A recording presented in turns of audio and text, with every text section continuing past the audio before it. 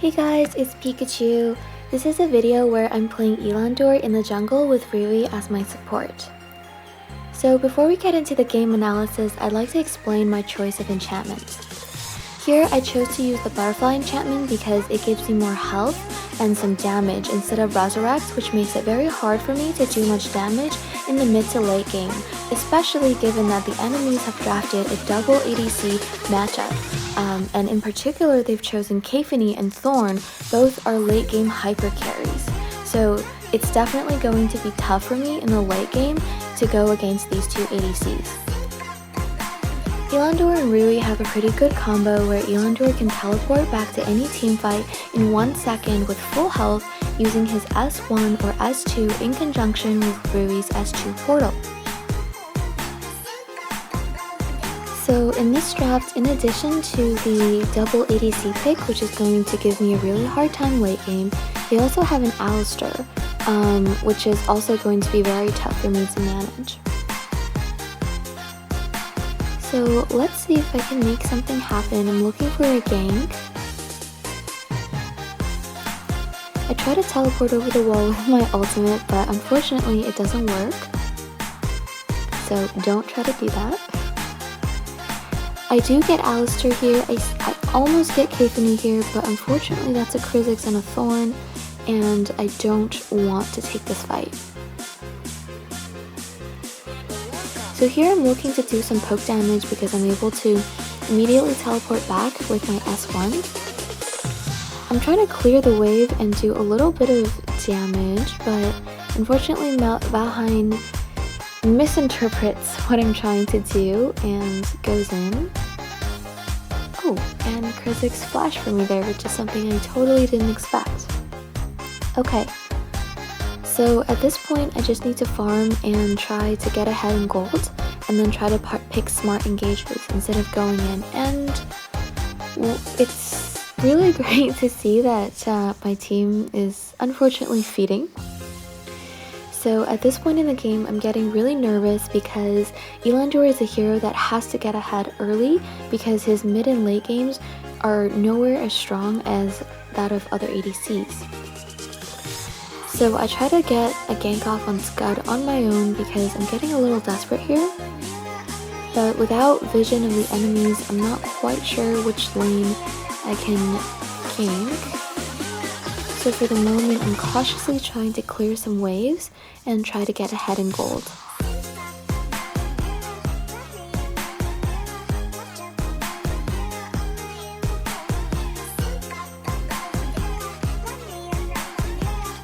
So here I'm just clearing my jungle.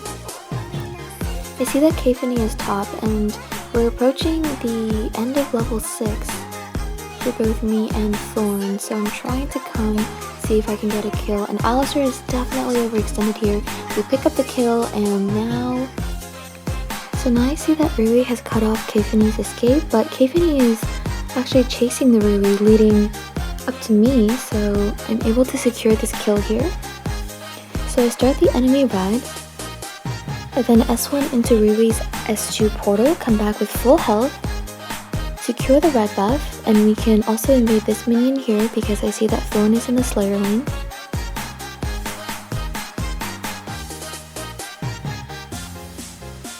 Here I'm trying to clear the wave. I was going to go clear my jungle, but I see that Alistar is overextended. Rouie is tanking the Alistar ult as well as the tower, so we grab a kill onto him. I don't like the rest of this fight, so I ping retreat and I go clear the rest of my jungle.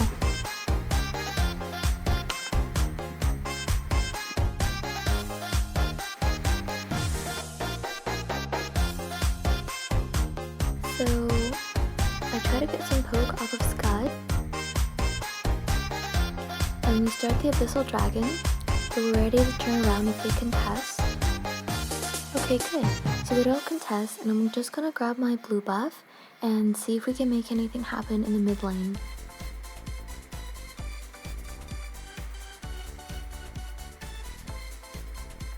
I continue to get some good poke off of Scud, and we secure the kill on Alistar. We can also push down this mid tower here and then immediately try to invade the blue. Oh, the blue's not there. So let's just grab the Spirit Sentinel. I tried to kill Krizzix here. I dodged his ability, but unfortunately Rouie falls and he hits his S2 on me and I fall as well.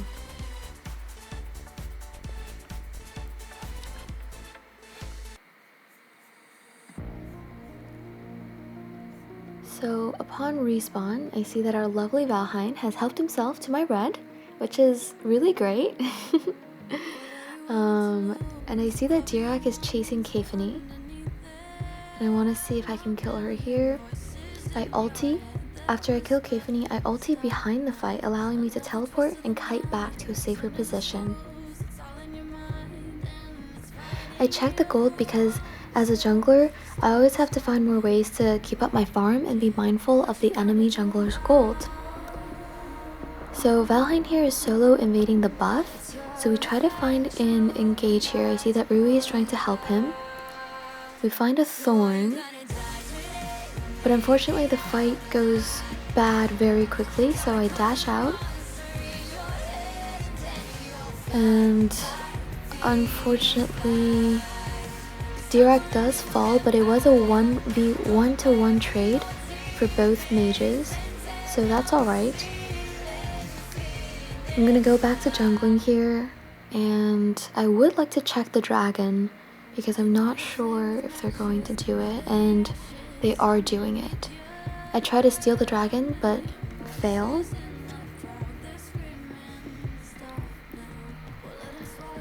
So here I'm cautiously clearing the way while being mindful of the fact that we have no vision of any enemies besides Scud and Alistair.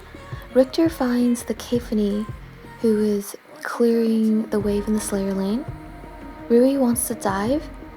While Rouie tanks the tower, I'm able to get the kill off of Kefani. It was a support for ADC trade, so it was definitely worth it. I see that 3 enemies are approaching and Thorn has 3 purple bullets, so here I try to wait out his purple bullets and I throw my butterfly out so I can teleport behind him after his bullets are about to disappear. I find the kill on Thorn, dodge Krizzix, dash out of his S2, and that's a double kill. So that interaction there was very key because when facing enemies like Thorn, you need to understand Thorn's abilities, and most of the time if you have teammates who are there in the team fight and you know that your hero isn't as strong as Thorn at that point in the game, it's important to wait out his bullets and let him hit something or someone else. So here I'm clearing the wave. I do see a Kefani, but because I don't have vision on anyone else and Thorn is respawned, I don't decide to chase the kill. So here I just want to clear my buffs and try to see if we can find a fight, as we are approaching the late game and I don't want to leave things up to a full build level 15 late game 5v5.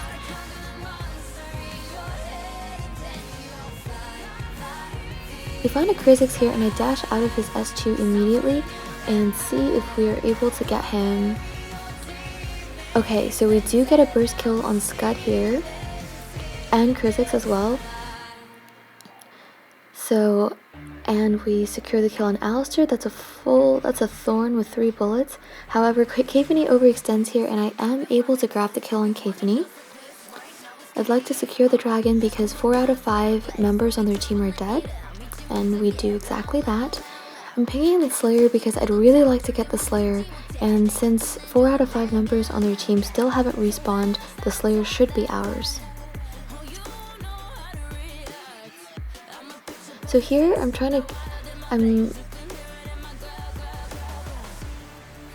nice. So we do secure the Slayer. So here I'm trying to get more gold while being ready to fight.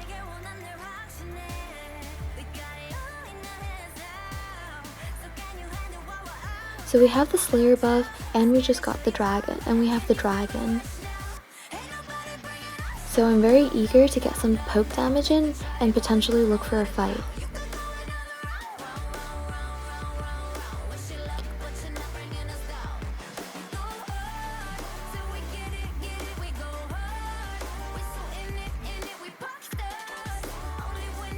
Nice.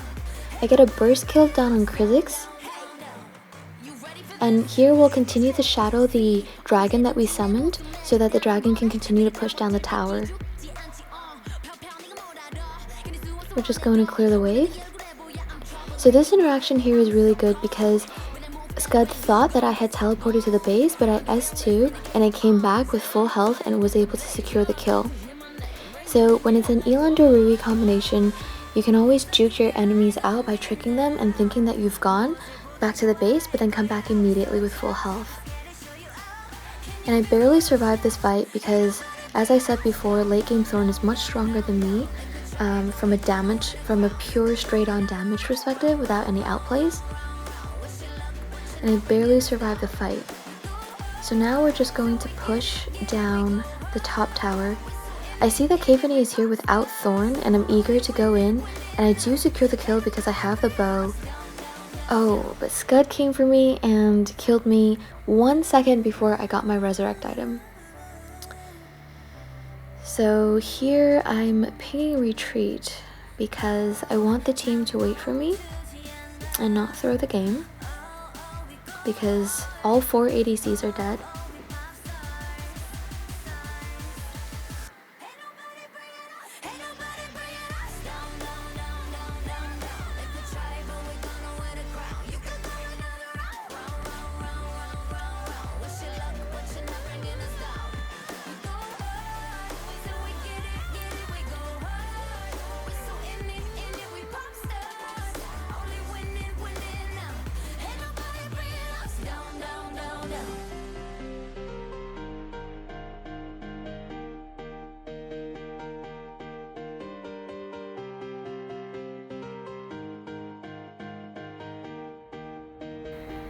So here they contest the Slayer, and I toggle back and forth between hitting the Slayer and poking the enemies over the wall.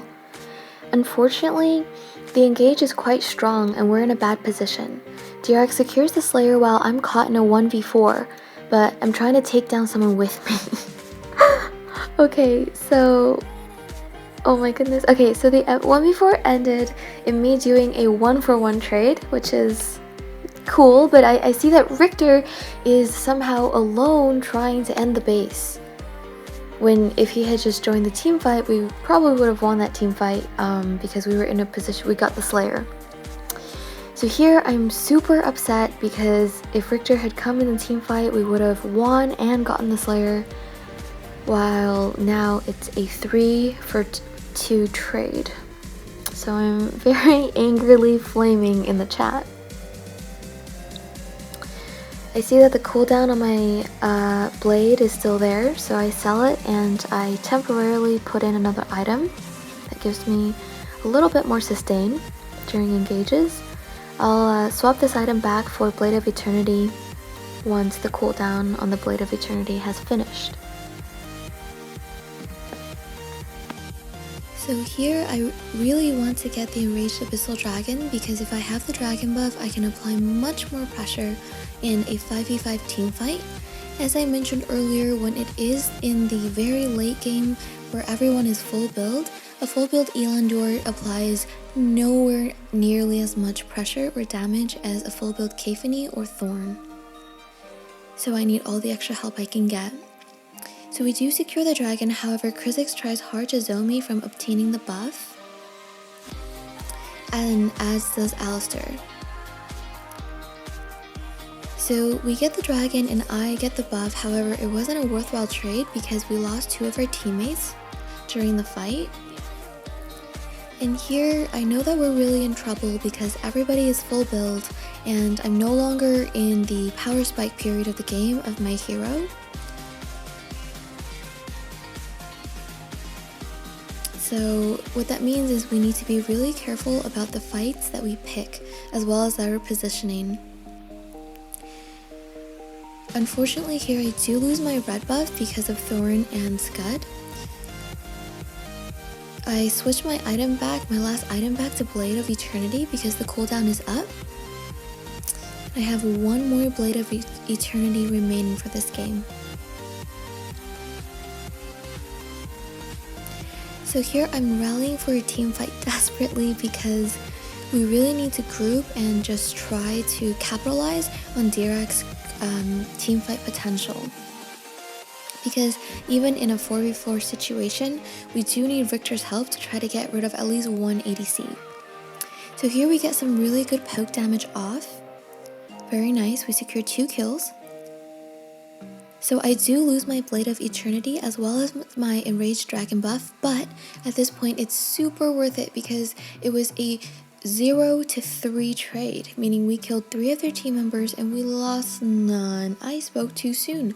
2 of our teammates decided to go engage on a full health Kafani. So, and somehow for absolutely no reason, the 0-for-3 trade turned out to be a 3-for-3 trade. And because I did lose my very last Blade of Eternity, I sell Blade and replace it with Hercules to give me a little bit more sustain once again. I tried to start the Dark Slayer on my own, but it's very risky because I don't have vision on Thorn and I do know that he's alive. So I changed my mind and I tried to clear waves instead. And I see Thorn on the map there. I try to quickly clear the wave and retreat as fast as I can, but I do see that Kha'Zix is coming towards me. Oh, and so is Scud. I do have to end up using my ultimate to get away from Scud, but thankfully I'm able to escape alive.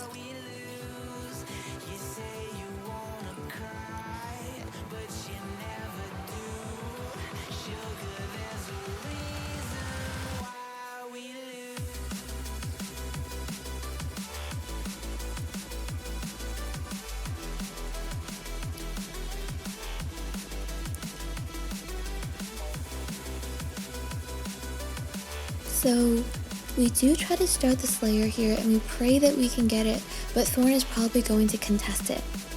I'm nervous about the contest because like I said before, Thorn skills much better than I do. And somehow, of course, once again Richter is split pushing, but thankfully this Rouie portal saves all of us.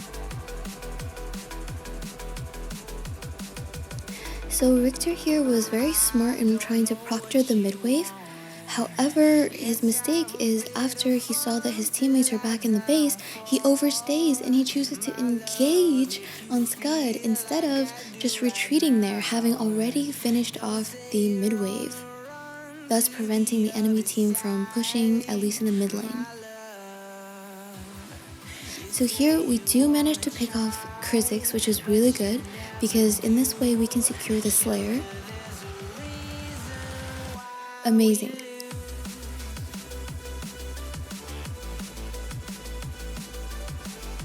So here at this point in the game, I'm having an actual heart attack because our lovely mage Dirac really does position like he's Ybenith or some kind of very tanky hero when he is in fact a Dirac.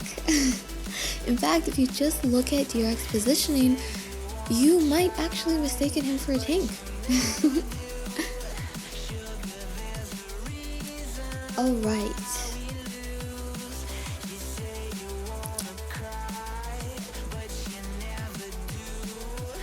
So here we go for the Enraged Abyssal Dragon once again, and I will take the buff once again, allowing me to play a little more aggressively than I should in team fights.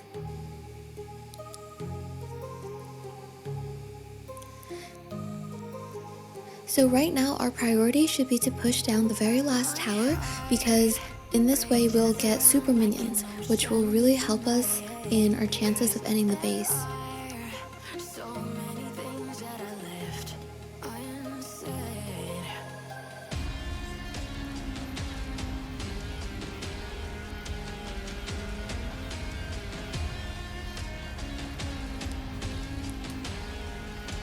So as we rally for a team fight, we see that Richter tanks the Alistar ulti as well as a bunch of other abilities, and because of this, we do try to get the very last tower.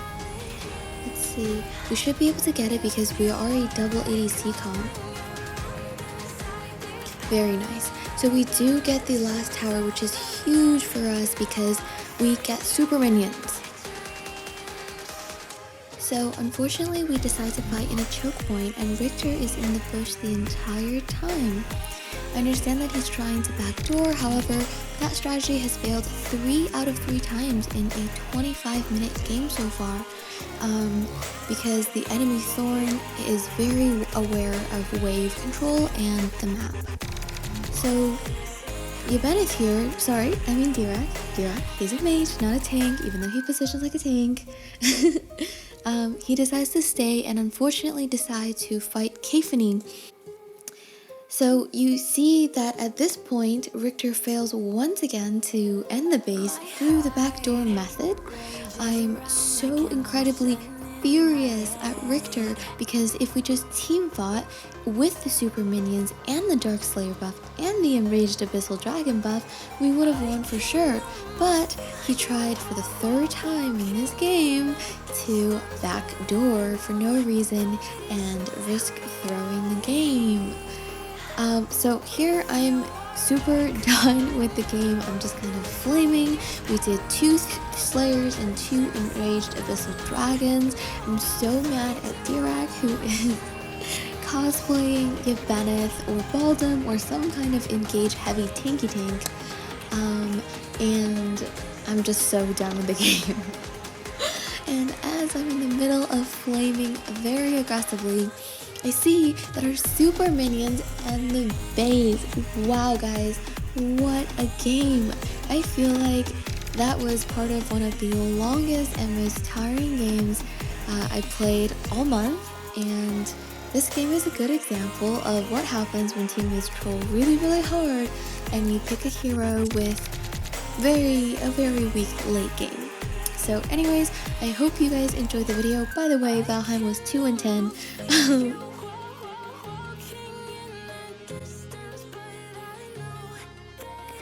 Anyways, thank you guys so much for watching, and I will see you guys later.